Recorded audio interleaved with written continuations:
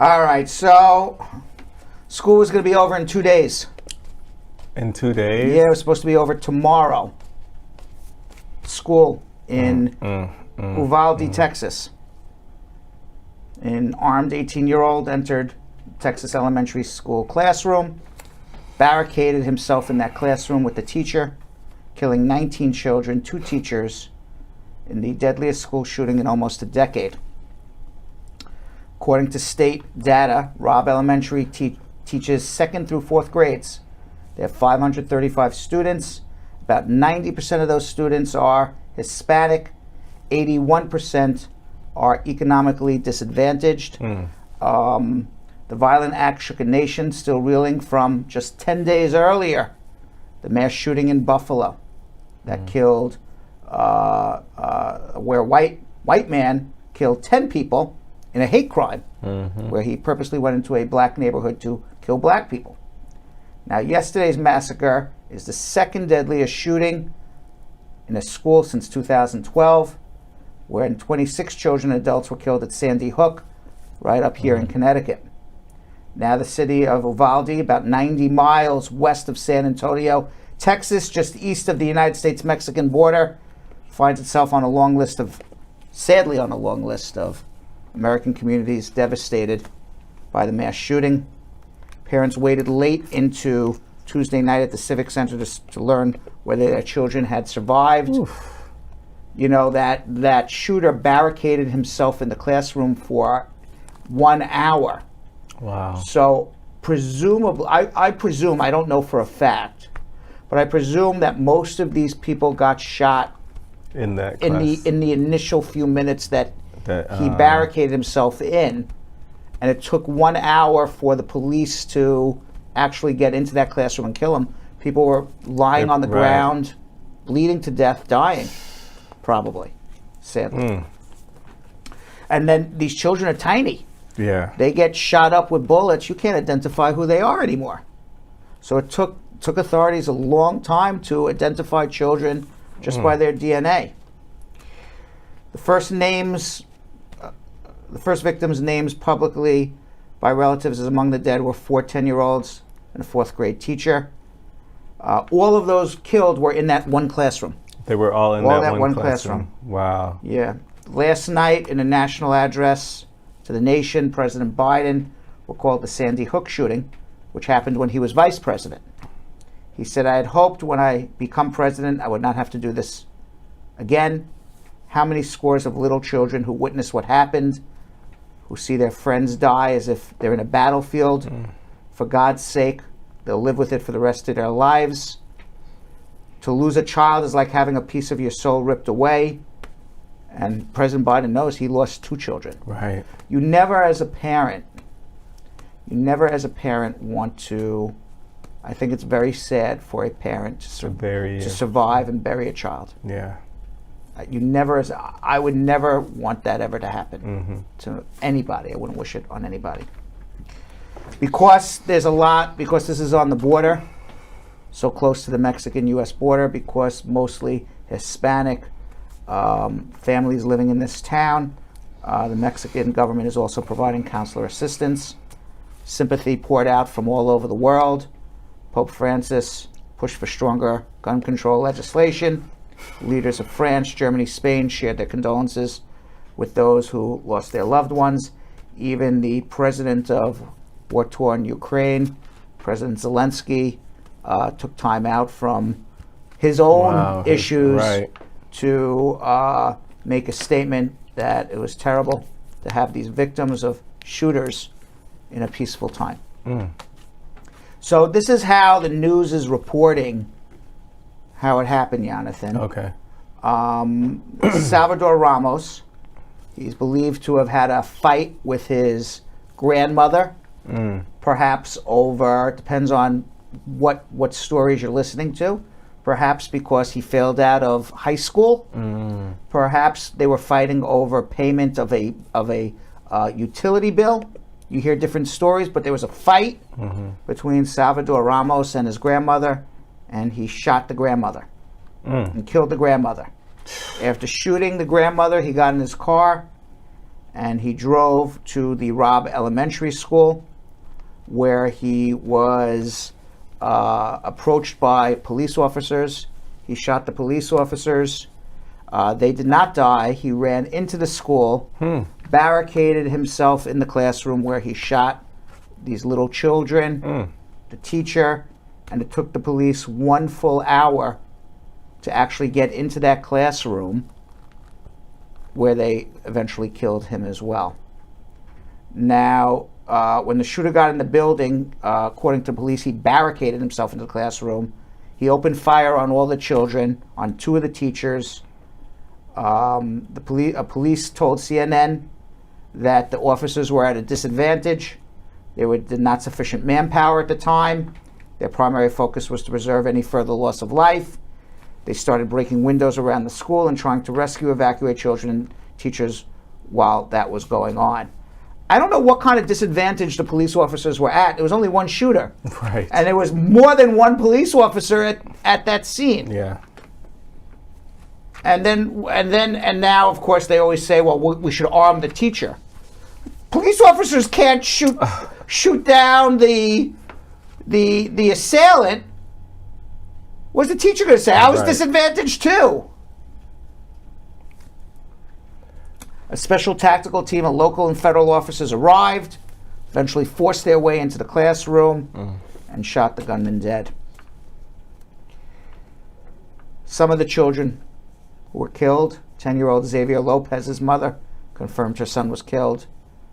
She said Xavier couldn't wait to attend middle school. Xavier had been at the school earlier yesterday to cheer. The mother had been at the school earlier yesterday to cheer on Xavier during the honor roll ceremony. That's him. He got a certificate for being on the honor roll. Wow. And now gunned down just hours later. 10-year-old Amiri Jo Garza, her father, Angel Garza, posted on Facebook, "She has been found. My little love is now flying high with the angels above." He wrote this on Facebook. He said, "Please don't take a second for granted. Hug your family and tell everyone in your family that you love them." Jose Flores Jr., 10, he was killed as well, his father confirmed. Brother of 2 younger siblings, Jose loved baseball, video games, was always full of energy. 10-year-old Uzziah Garcia was also slain. His family told CNN. His uncle, Mitch Renfro, said the 4th grader was full of life and loved anything with wheels. Uzziah's grandfather said he was the sweetest little boy I've ever known. Lexi Rubio, she was 10 years old in the 4th grade, had made all A honor roll, received Good Citizen Award. Kimberly Rubio wrote in a post on Facebook, "We told her we loved her and would pick her up after school. We had no idea that this was goodbye and we would never see her again. She was kind, sweet, appreciated life. She was going to be an all-star in softball. Had a bright future, whether it's sports or academics. Please let the world know we will miss our baby."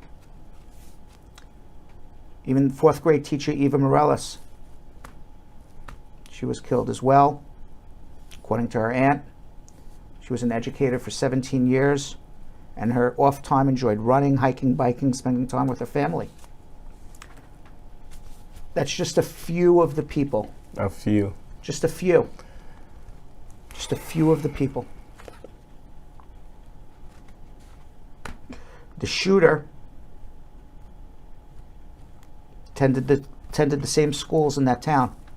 Yeah, it was close by. Yeah, as we said, he shot his grandmother. Ronaldo Reyes, the shooter's grandfather, told ABC News he was unaware that his grandson had purchased 2 AR-15 assault rifles and that they were in the house with ammunition. Completely unaware. How do you not know that there's an 18-year-old that has 2 guns that big? I don't believe him. You don't? Of course he's going to say, "I didn't know." Well, he's going to say, "Yeah, of course I knew he had all the rifles in his gun." Of course he did. Those guns are massive. How do you not know that? Look at them. And Ronaldo Reyes, the grandfather, he was a convicted felon. So he also had he known that those guns were in the home, And he would go to jail. he would go to jail for being in a home as a convicted felon with assault-style rifles. Grandfather claimed there were no red flags on the morning of the shooting. He downplayed the shooter's dispute with his wife, his grandmother, saying that the two had a tiff over a payment of a phone bill. Rather than what the news has said was there was a huge fight about him being a dropout. And he said that the shooter, Ramos, was staying with his grandparents because he was having problems with his mother.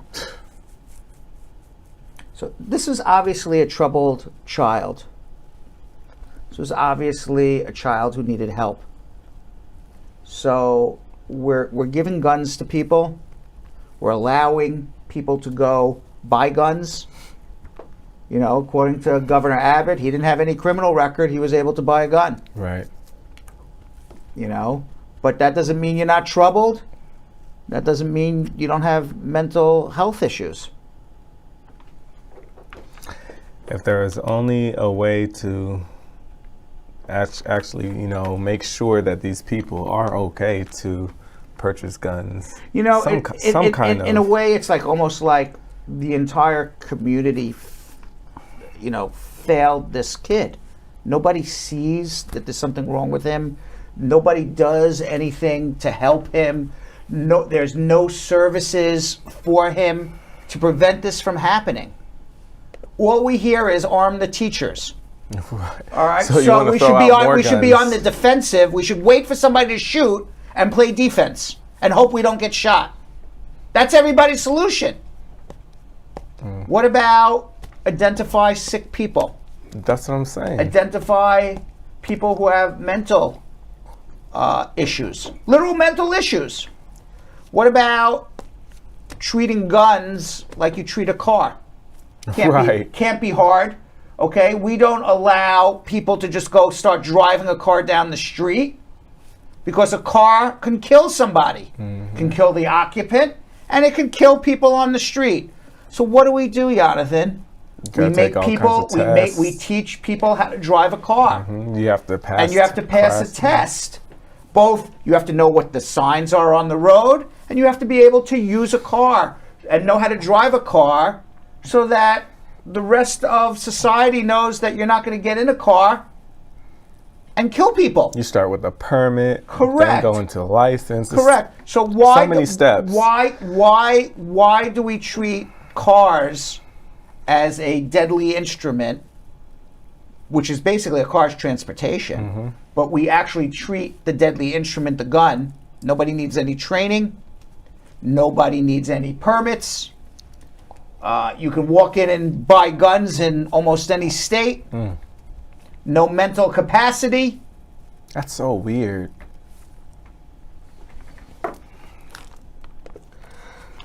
According to Gun Violence Archive, and by the way, I read articles that they could even make guns now kind of like your iPhone, where or your Mac, where you can, where there can be a safety feature on the gun that only the purchaser's fingerprint could actually use the gun. There's technology for that. It exists. So if you make sure that people know how to use a gun, you do background checks. I'm not saying there won't be gun violence. There still will be gun violence, but I think it would be reduced a lot. And you put safety features on guns that only the person who purchased that gun could actually use it because it's their fingerprint or their eye. You know, like you open up a like you open up your iPhone. Why does anybody need that type of gun? Like, why do you need that?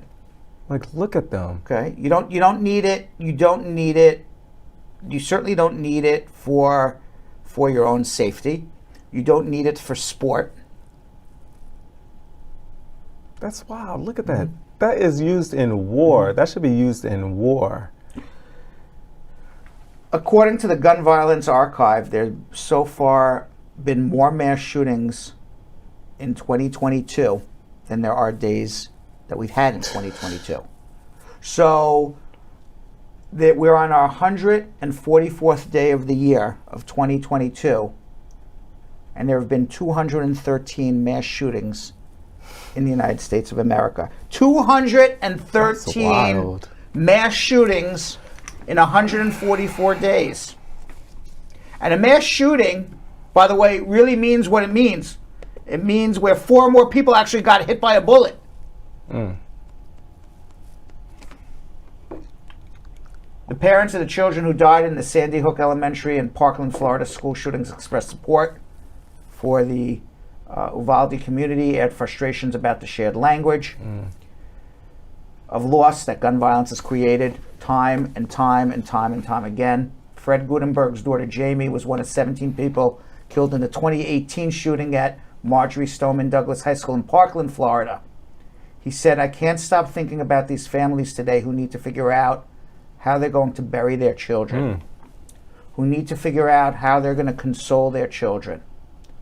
And I can't stop thinking about this community that needs to figure out how they're all going to rally, how they're all going to take care of each other after this aftermath." He said of Uvalde, "There is now an army of survivors to support them," sharing advice for those now in mourning, the words of his rabbi at his own daughter's funeral after his daughter was killed in a mass shooting at Marjorie Stoneman High School. And his rabbi's words were, "We don't move on, but we do move forward." And by the way, 1 year ago, almost to the day, Governor Gov Abbott of Texas, the same state where this just happened, signed 7 laws to expand gun rights for people, to allow people to legally carry handguns without a license, pledging to keep Texas a bastion of freedom. Abbott said that day, flanked by representatives of the National Rifle Association. So, a year ago. Texas will always be the leader in defending the Second Amendment, which is why we built a barrier around gun rights this session. One of the laws passed last year authorized a so-called constitutional carry, which means that law-abiding Texans 21 years or older, meaning you don't have a criminal record, you can carry a gun in a holster and walk around like you're a cowboy. Other laws made it legal for hotel guests to store firearms and ammo in their rooms, allow gun owners to carry their firearms in their holsters. It's wild to me when, like, I hear them, like, say, "Oh yeah, you know, these are our amendments," but these amendments, weren't they written in like the 1700s? It's like, yo, we're not living in the same days. Like, things change. Do you know when gun culture started? When? During the Civil Rights Movement of the 1960s. The gun what? Gun culture. Gun culture? This whole gun culture that... How so? Because there was a liberal bent of giving civil rights to minorities and blacks and equal rights, and there started to coalesce around whites, conservative whites started to coalesce around the idea that they need to protect themselves. They need to protect themselves from the minorities that were gaining rights, and their way to fight back against civil rights and equality, liberalism, gay rights, all sorts of different civil rights, was to be able to protect themselves from this government that is giving rights to people that they don't think they should have. And so they started having this whole idea that the government is intruding on our lives and we need to be able to protect ourselves, and there's a constitutional right to protect ourselves. That's where this whole thing came from.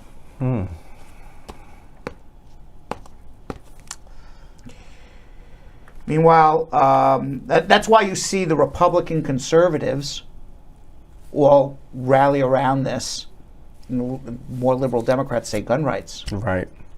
Because it's that conservative, Republicans who are using guns as a way to fight back against social justice. Mm-hmm. That the government's intruding in our lives. Former Congressman Beto O'Rourke, he's running for governor of Texas. And he interrupted good for him. He interrupted Governor Greg Abbott's news conference in Uvalde today. He's actually running against Abbott for governor. He said, he approached the stage and told Abbott, "This is on you. Yep. Sure you is. said this was not predictable. This is totally predictable when you choose not to do anything." O'Rourke was then escorted out of the auditorium by law enforcement agents. One of the officials on stage was heard calling O'Rourke an a-hole and a son of a bitch. Abbott responded to O'Rourke. Here it is. Like you, why don't you get out of here? How do you call someone like that an a-hole and an SOB for telling the truth and fighting for rights? Because he's an SOB, because he was interrupting what their spin on all of this. O'Rourke talked to reporters outside Uvalde High School after he was thrown out. He said there are solutions the governor has ignored. He said these are solutions that have been brought up by the people of Texas. Each one of those has bipartisan support, including banning the sale of AR-15 rifles. Right now, we can get that done if we had a governor who cared more about the people of Texas than he does his own political career. Mm-hmm. You can do all the praying you want, Jonathan. Right. All these politicians, let's pray, let's pray, let's pray. Prayers are not changing anything. And Beto O'Rourke is right. This is extraordinarily predictable. And for anybody to say, "I'm shocked, I can't believe it." Oh, please. It's going to happen again. Multiple times. It's happened 213 times this year. 213 times this year. And we're only 144 days into the year. When I read people say, "Oh my God, the unimaginable just happened," I'm like, no, that's very imaginable in the United States. Like, and that's where the problem is.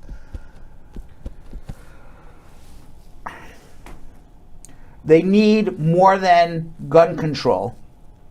You need to be able to regulate guns like you regulate a car. Yeah. That's where it has to start. I really believe it. All right? People have to learn how to use a gun, pass a test, pass background checks. And by the way, that's not going to stop gun violence. All right? The only way to stop gun violence is no guns. But it definitely will help. Right. Well, of course, register them, get a license. Listen, I'll take that. Put the safety feature on a gun that only the person who buys the gun can use it. Mm-hmm. But you still have to create some kind of a process for that person to purchase it. And you're still giving people the right to bear arms, right. But you're also giving people the right to live and go to school without fear of getting killed. It's wild. You know, there's rights in life.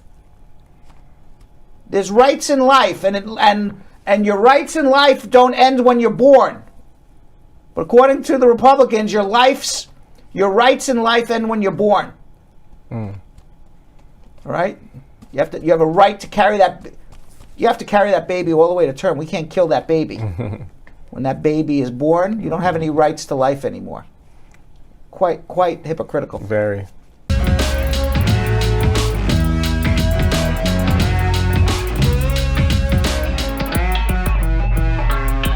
Thanks for watching. For more Brad Show Live, like and subscribe to our YouTube channel.